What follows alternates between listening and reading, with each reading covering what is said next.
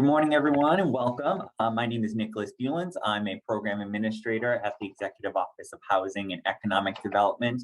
I'll be presenting on the 2022 grant round of the Massachusetts Dredging Program. So the purpose of today's session is to provide a walkthrough of this round's RFP. My colleague, Mark Horn, will be operating the web controls for us. Mark is a deputy director at EOHED, and in the event that I lose video or sound, he'll be jumping in to finish the presentation. I'll go over the agenda in just a moment, but I want to start with a few housekeeping items. Next slide, Mark. So the format of this session is a webinar, which means attendees will be muted. There'll be a Q&A portion at the end of the session, but rather than speaking the questions, you'll need to use the Q&A control at the bottom of your screen. We'll read and respond to questions verbally at the end of the presentation. You don't need to wait until the end, however, to submit a question. You can do that at any time, but we just won't respond to questions until the end, and we'll do it in the order that they were submitted. If at any time you encounter, technical difficulties, we all know they happen. You lose video, audio, internet connection. Here are a few things you can do to potentially troubleshoot, work around. Classic one is just leave the webinar and try rejoining. As long as we're in session, you can use the same joining instructions. You can try rejoining by telephone. So the instructions at the bottom of that page also have the telephone number you can go in. The slides are already on the web page as well, so you can download those to follow along. In the event that all else goes wrong, you can always just find the recording of this webinar, which will be on the How to Apply page in 1 or 2 days. So here's our agenda for today's session. We'll start with an overview of the Mass Dredging Program, background, goals, basic structure, all that stuff. Next, we'll talk about the core program requirements. Then I'll walk us through the process of preparing and submitting an application. We'll talk about the review process and the criteria used to review projects. Finally, I'll talk about some other state resources available to coastal communities, and we'll move into the Q&A. So the Massachusetts Dredging Program is the Commonwealth's first annual competitive grant program with focused funding to support saltwater dredging. There were programs in the past that offered funding for dredging, but none were dedicated exclusively to dredging, and not all were competitive or reoccurring. So the program itself was developed in response to advocacy from legislative, municipal officials, harbor masters, like everyone on this call. The current grant program is a successor to the MassWorks 2018 dredging pilot round. That was the first of its kind, but the program was authorized as a standalone in the 2018 Economic Development Bond Bill, which means dredging is now entirely separate from MassWorks. Like the original pilot round, the current program responds to dredging needs that promote the Commonwealth's blue economy. We take a very broad view of what it means to be part of the blue economy. For EOHED, it encompasses not just commercial activities like fisheries, transportation, tourism, but quality of life activities like recreation and public spaces, and what communities need to make all those activities possible, namely safe and resilient harbors. So the basics: this is a capital grant program administered by EOHED. It offers 1-year construction grants for saltwater dredging in public tidelands. The program promotes the strength and sustainability of the Commonwealth's coastal harbors. To this end, we focus on shovel-ready projects that contribute to one or more of the following: economic vitality, recreational value, public safety, and environmental resilience in our coastal harbors. Here's a quick overview of the program's impact to date. So since 2019, when the program became a standalone, EOHD has awarded over $16 million for 22 public projects. Over $22 million was leveraged in matching funds. The projects were estimated to remove approximately 585,000 cubic yards of material. That's approximately equivalent to the volume of 177 Olympic swimming pools. Over 1/3 of this material was planned for beach nourishment. And collectively, the projects have supported berth or navigation for over 600 commercial vessels, use of over 7,000 moorings and dockage slips, and the livelihoods of more than 50 harbor-dependent businesses such as boatyards, marinas, and alike. So what's new in the 2022 round? The biggest change is that we're piloting a new online grant application and management platform. In previous rounds, applicants completed an MS Word form and then submitted the form electronically with attachments. This year, the application is 100% electronic and online. Sorry about that call. In previous rounds, applications, like I said, they submitted an MS Word document electronically. This year, everything is online. I'll go over the logistics of the platform in the application process later in the slides. Another change, or rather just a kind of modification, is we revised the questions related to recreation and waterfront destinations.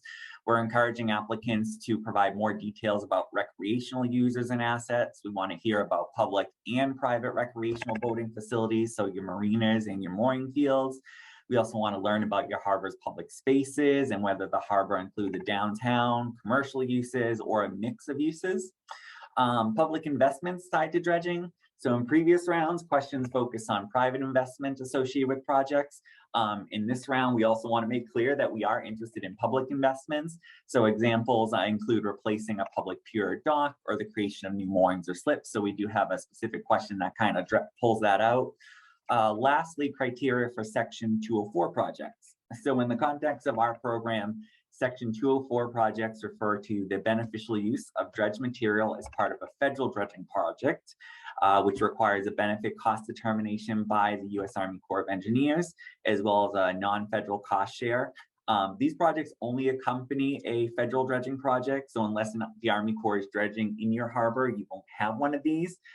We did receive an application last year. That was our first.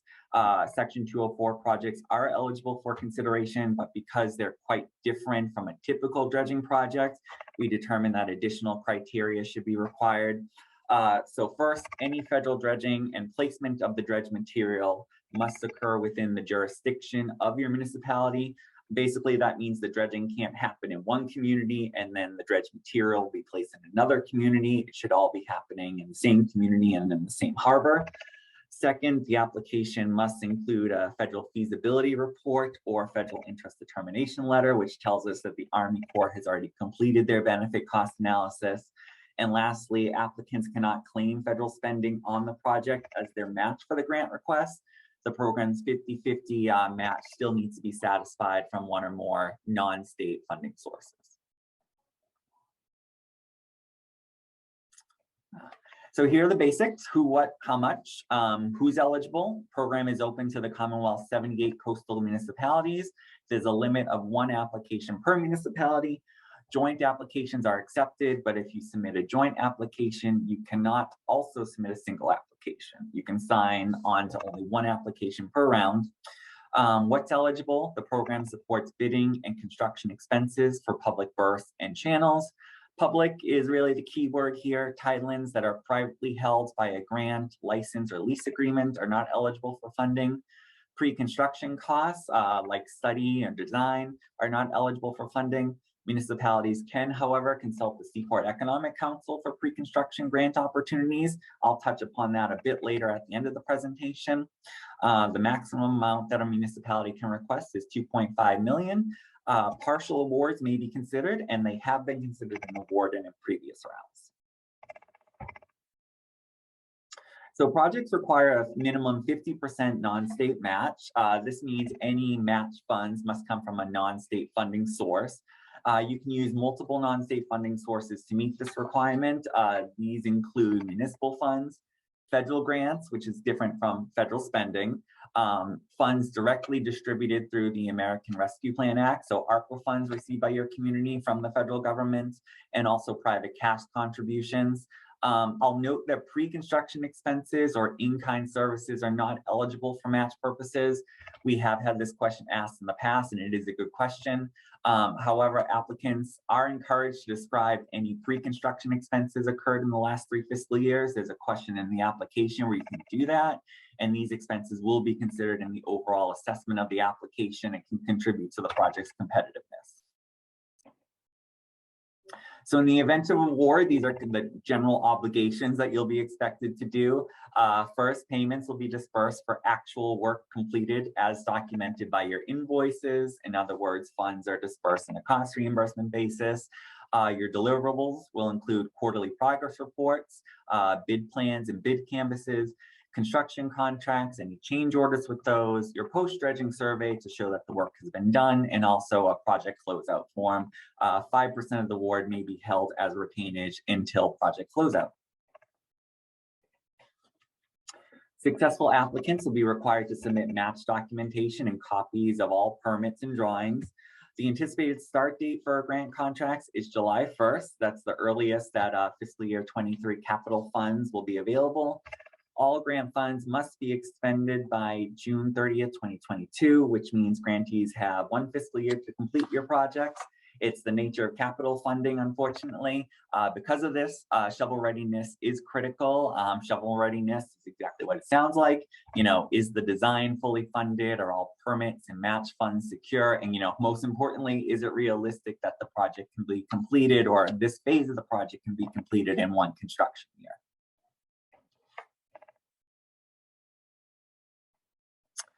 Applications must be submitted through the new online portal no later than April 15th. No late submissions will be accepted. As I said in previous rounds, an MS Word document was used. A copy of that application or the version of that application is available on the how-to page. This is meant as a reference and a preparation resource copy only. No submission of the Word form will be accepted, and no paper submissions will be accepted. It's to help you prepare, see the questions, type your answers if you like, and then you can copy and paste later.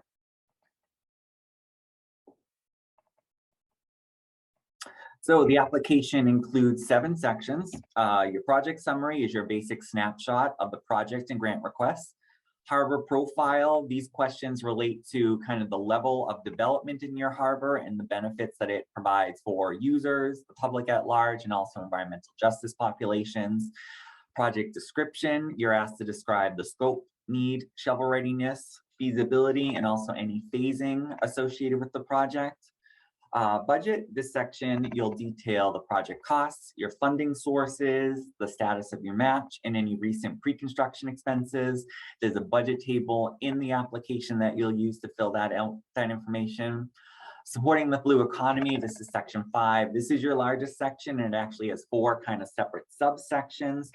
Each one relates to a different component of the blue economy. So that's commercial fishing and boating, recreation and waterfront destinations, public safety, and also environmental resilience. You're asked to describe the existing conditions and the anticipated benefits for each component.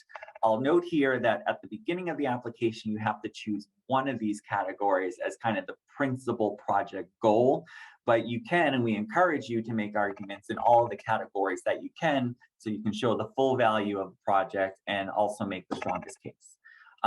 Preparing for success, this is your last kind of substantive section. Here we ask about dredging maintenance plans, harbor plans, your revenues from fees, and also any imminent public or private investment that's planned. The application, of course, has a sign-off section and no signature is required, so you're not going to be printing anything out or uploading. So attachments, the required attachments include the site plan. So this should be a satellite image or a nautical chart that clearly outlines the, the project site. It doesn't have to be fancy, but we should be able to clearly see what it is in the context of the harbor. We do need you to provide copies of any permits and permit modifications approved to date, and that should include the plans that are associated with those so we can compare them to the satellite images. Statements of collaboration, these are for joint applications, so they're only applicable in those cases. Letters of commitment from private partners. These are required only if the project is generating private investment in either additional dredging, commercial vessels, or jobs. These are not letters of support. These are promises of investment. Then you do have some optional attachments that we will allow. You can submit a reasonable number of graphic documents, photo figures. These are going to be reviewed, but they're not going to be formally evaluated. Other than that, we ask that no additional attachments be submitted unless otherwise specifically requested in the application.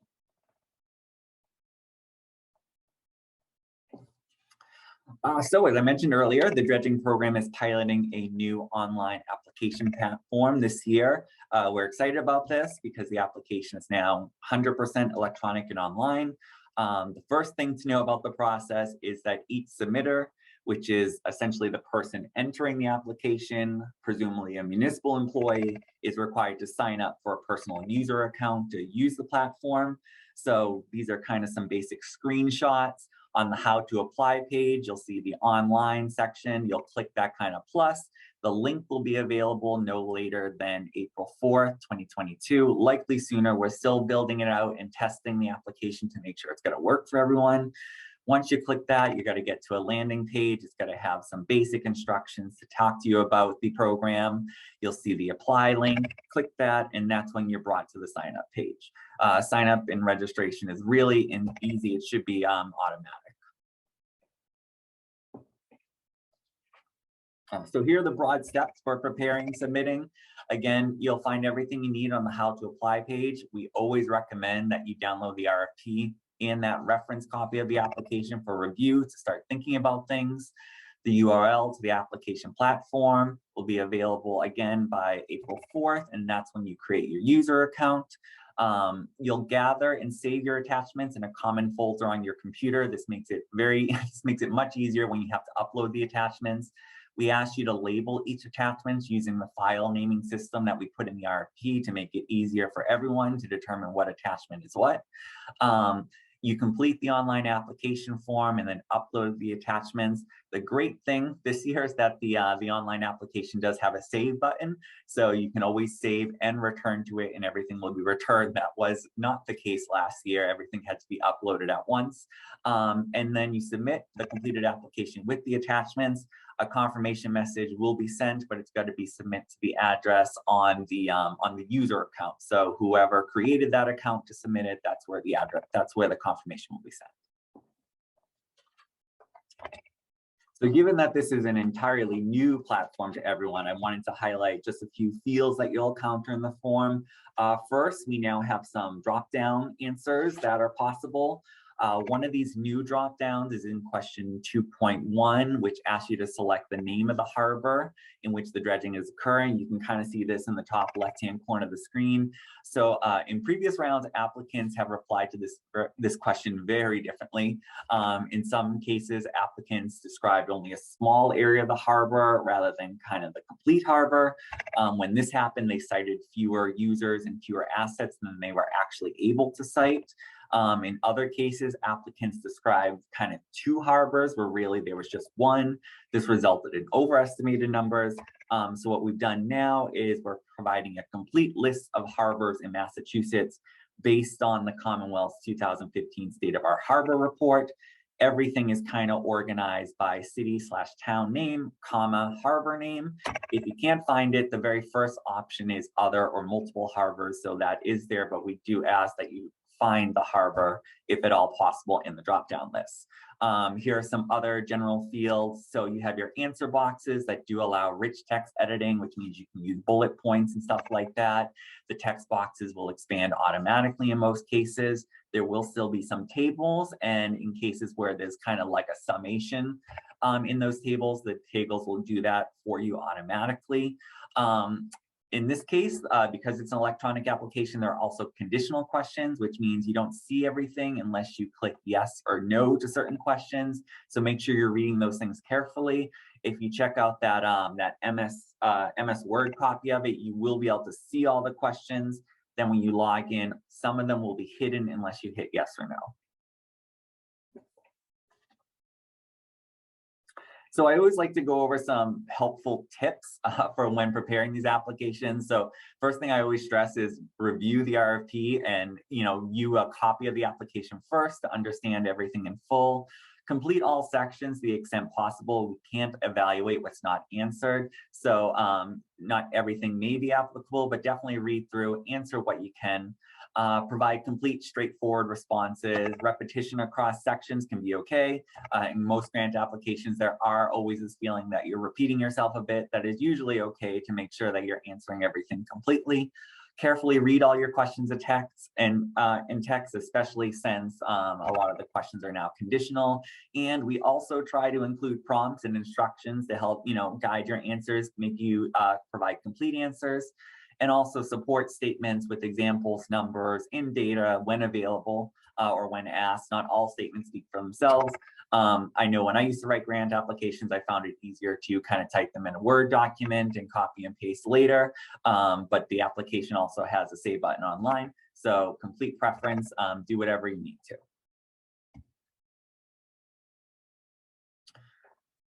Okay. So reviews will be completed by an evaluation committee composed of staff from EOGD, the Seaport Economic Council, and also the Office of Coastal Zone Management. We'll prepare a list of recommended awards based on the evaluation criteria for the round, which we'll be going over, the amount of funding we have available, and the urgency of need in general.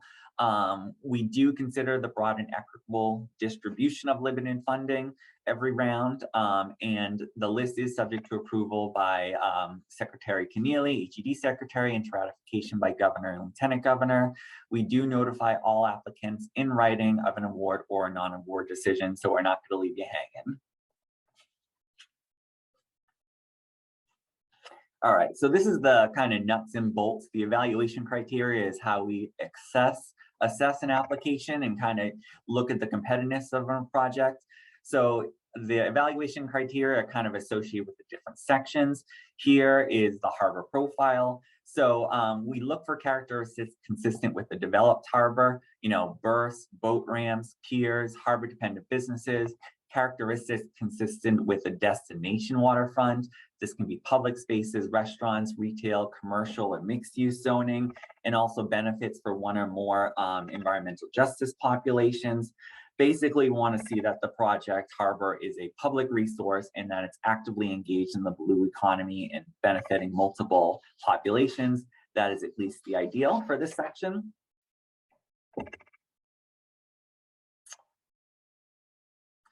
Project description. So we're going to look at the need based on the extent of shoaling and also the users impacted, the feasibility of the project scope for the current year, shovel readiness, of course, again, that is, our permits and match funding secured? Is the construction schedule realistic? For budget and funding sources, we're looking at the extent to which pre-construction costs have been funded, a 50% or greater non-state match, and evidence that all those match funds have or will be secured. So supporting the blue economy, again, this is the big section of the application. It's based on the following 4 categories and the individual criteria in each. While projects that are kind of strong in multiple categories will generally be more competitive, projects are not required to excel in any or all set number of categories. We've awarded projects that have goals in each of these, some combination projects of all different sizes and scope. So first is commercial fishing and boating. This is based on the presence of commercial fishing, shell fishing, and commercial boating, and the project support for the above activities. For recreation and waterfront destinations, we look at the presence of a region-wide boating public, which we take based on boat ramps, public parking, and any transit boating accommodations. We also asked you to describe the project support for a destination waterfront. Again, this is where we encourage you to talk about your waterfronts. What are the public and private recreational boating facilities, your waterfront public spaces, and any downtown commercial or mixed uses. Public safety is the actual or imminent risk to public safety due to shoaling, and also the project support for public safety based on the mitigation or the prevention of boating accidents or increased responsiveness for public safety boats.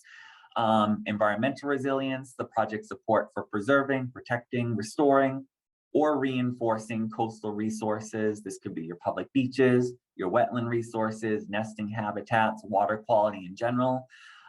We also asked about how dredge material will be beneficially reused if applicable, and we look at how a project aligns with a city or town's municipal vulnerability preparedness report, as that is a great program at our sister agency. Preparing for success. So how the municipality will sustain the benefits of the project. And we look at, as evidence, a dredging maintenance plan, local planning documents, revenue sources from fees, demonstration that the project will activate or enable implementation of public improvements to the harbor, So this is again that interest in public investment as well as private. So tell us about any expansion or replacement of public piers or docks, additional moorings, things like that. And of course, demonstration that the project will generate private investment in successive dredging projects, which we refer to as piggyback dredging, commercial vessels, and also harbor-dependent businesses, and we look for evidence through letters of commitment. So essentially what we like to see is that for this section, we like to see that the municipality has been proactive in planning, that it's thought carefully about the future of the harbor, and that you're prepared to maximize the benefits. What we really like to see is kind of these last two ones. If you can show them, we want to see that the project can catalyze new investment. It's not always possible, but we do love to see that. Best example is piggyback dredging. And piggyback dredging, a local marina or a similar business uses the public dredging project as an opportunity to do their own dredging, taking advantage of the economies of scale and also creating immediate economic value for the harbor. And again, tell us about any public infrastructure that you plan to do, replacing a dock, all those are good things. Lastly, these are some additional considerations that are encompassed by the evaluation criteria, and they do play a role in a project's competitiveness. So time since the project area was last dredged, as well as the time since the applicant last received the dredging award, the need to phase a project due to size or budget, the total match commitment offered by the municipality. So we do take into consideration if someone is going over and above the 50% cost share, the project life expectancy, how long are the benefits of the project expected to last before more dredging is required for maintenance purposes, and also the expiration of existing permits. Is this the last chance to complete a project before the permitting process has to start all over again? We will take that into consideration as kind of an urgency need. I always like to talk about other state resources that are available to coastal municipalities, especially since you're interested in the program, but you may not be there for the purposes of phasing. So we do strongly encourage that you reach out to the Seaport Economic Council for potential grant opportunities, particularly with dredging design and permitting. They are now offering it. They started last year and it's continuing. You can apply, I think, biannually for it. We also encourage everyone to look into doing municipal harbor plans, designated port area plans, master plans, which the Seaport Economic Council funds. These are great reports because they essentially give you all the information that we look for in our application. It's a good preparation resource. And also the Seaport Economic Council can help you design and construct those public investments that you'd like to do. The docks, piers, boardwalks, maritime centers. SEC awards require a 20% match. So if you're applying for a dredging design or permitting in the future, it would be a 20% match. The next deadline is coming up on May 1st, 2022. So if our program isn't a match, maybe that one is, and you have until May to consider that. You can send an email to the director at ellen.cibula@mass.gov. Last year, someone asked a really great question in terms of what resources there were to learn about the blue economy and any sort of data out there. So this year, we wanted to provide kind of a list of studies and reports that are out there, and a new one did just come out from the Division of Marine Fisheries. So these are also included in the RFP. I wanted to kind of give them out today. The Port by Port report by the Mass Division of Marine Fisheries. There's also the State Ocean Management Plan, and 2 reports also funded by the Seaport Economic Council. So consulting these reports is not a requirement or evaluation criteria of the program. It was a great question asked last year, and we wanted to make sure we responded to it this year. So they're referenced for informational purposes only, but you're certainly not required to reference them or cite them in your application whatsoever. So now we're going to move into the Q&A. So general questions regarding the RFP will be accepted via electronic mail through March 11th, which is this Friday. So if you don't ask the question today, or you go home and it ruminates, you can send questions by email to eohdgrants@mass.gov. Just put the subject line dredging RFP. We'll respond only to general questions, and we do reserve the right not to respond to any and all questions. We may aggregate similar questions or respond by a single answer. Answers will be posted on the How to Apply page by March 18th. Also, obviously, the application is online this year. Staff will be available for technical support up to the deadline application, but only until 5 p.m. on that application date. So after the 5 p.m., you obviously still have time to submit something electronically, but staff will not be there to assist. So just keep that in mind. And that brings us to the end of the presentation portion of it. So I'm actually going to stop the recording now, and then we'll go into reading the questions off if there are any or any more are added. And future questions can always be submitted by email.